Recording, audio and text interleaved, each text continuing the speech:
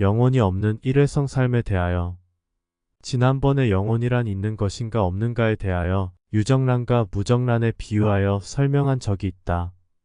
인류는 모두 자신의 본체인 영혼을 가지고 있으며 모양과 모습만 바꾸면서 인간으로 윤회한다고 생각했었다.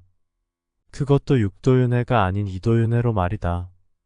즉 인간의 영혼은 동물과 다른 영혼과는 달리 고유한 빛깔과 무게가 있어서 인간이 동물이나 다른 존재로 윤회할 수 없으며 단지 천상과 인간으로만 윤회한다고 보았다. 그러나 얼마 전부터 의심이 들기 시작하였다. 인간이라고 해서 모두가 영혼을 가진 것은 아니라는 것이다. 즉 영혼이 없는 일회성 인간도 상당수 있다는 것이다. 설마 했었는데 그런 일회성 인간이 있음을 점점 확신하게 되었다. 왜냐하면 때가 안 되어 자신의 영혼을 아직 못 찾은 사람도 있지만 아무리 찾아보아도 영혼이 없기에 못 찾는 경우이다. 영혼이 없는 일회성 삶임에도 깨침의 길에 발을 디딘 사람들이 있다.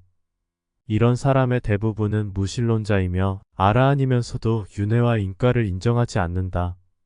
그들은 누군가를 속이기 위해서도 아니며 아무리 찾아보아도 자신에겐 영혼을 발견할 수 없기 때문이다. 즉 자신에게는 없는 영혼을 어떻게 알며 인정할 수 있겠는가? 그들은 솔직한 것이며 그들에게는 영혼이 없다. 그 정도 수행과 깨침을 통하여 찾아보아도 영혼이 없다면 정말 그들에게는 영혼이란 없는 것이다. 자신의 영혼이 만들어지기 이전에 없음인 본래의 무가 되려는 나와 같은 처지에서 보면 영혼이 없는 일회성 삶은 얼마나 축복인지 모른다.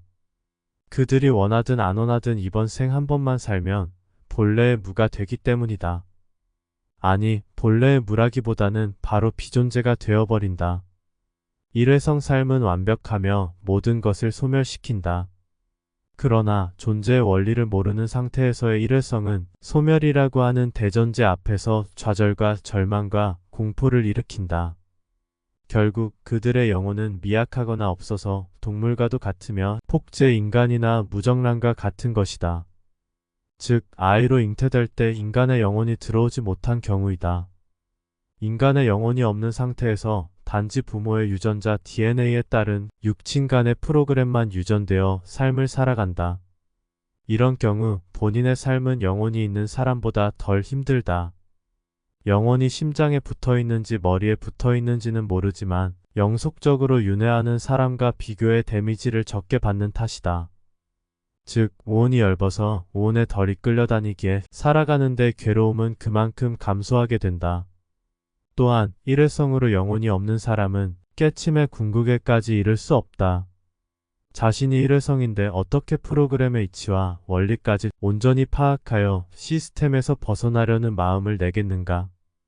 일회성 삶은 애당초부터 존재 시스템을 알기엔 불가능하다. 어쩌면 이 세상이 가상현실은 아닐까 하는 의심을 하는 사람도 일회성 인간이 존재함을 알았기 때문일지도 모른다.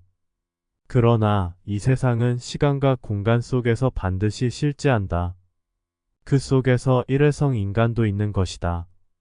그러면 일회성 인간은 왜 존재하는 것일까? 그것은 당연히 수요와 공급의 법칙에 따라 영혼이 부족하기 때문이다. 예를 들어 인간의 영혼의 캐파가 50억 개라면 인류가 말세의 때에 이르면 인류는 80억 명을 넘게 되고 30억 명의 아이들은 영혼이 없이 태어나는 거다.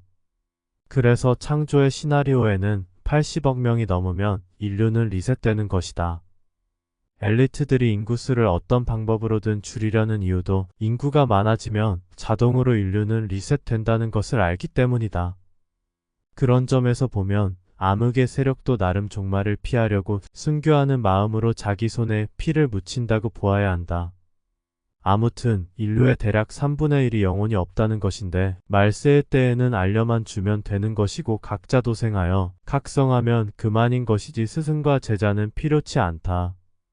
비록 일회성 인간이 누구인지는 몰라도 일회성의 삶은 나쁜 것만은 아니며 오히려 인과와 윤회의 속박에서 벗어나기에 대자유인인 것이다. 또한 선과 악에 매이지 않으니 부유해질 수 있으며 적당히 탐욕도 부리고 깨침에 대한 욕망도 버려서 한평생 행복하게 살다가 가면 그만이다. 그래도 깨침에 미련이 조금 있으면 불경 몇 구절 정도 외우면 일회성 삶도 나쁘지는 않았을 것이다. 일회성 삶은 윤회와 인과의 견고한 시스템을 벗어나는 최상의 방법이지만 영혼이 있는 사람으로서는 두 가지 견해가 상반된다. 영혼 불멸하려는 자와 비존재가 되려는 자. 영혼 불멸을 원하는 자는 일회성 삶을 안타깝게 볼 것이며 비존재가 되려는 사람은 일회성의 삶을 동경하게 된다. 어찌 되었든지 각자마다 자신의 영혼이 있는지 없는지를 스스로 들여다볼 때도 되었다. 보면 보일 것이고 안 보면 안 보일 것이다. 또한 보아도 안 보일 수 있으며 안 보아도 보일 수 있을 것이다. 자신의 본체인 영혼의 존재 여부는 존재 시스템을 알아가는데 가장 중요한 요소 중 하나이다. 내가 없다면 어떠한 경우라도 허물이 없다. 그러나 내가 있다면 온 천지는 허물로 가득해진다.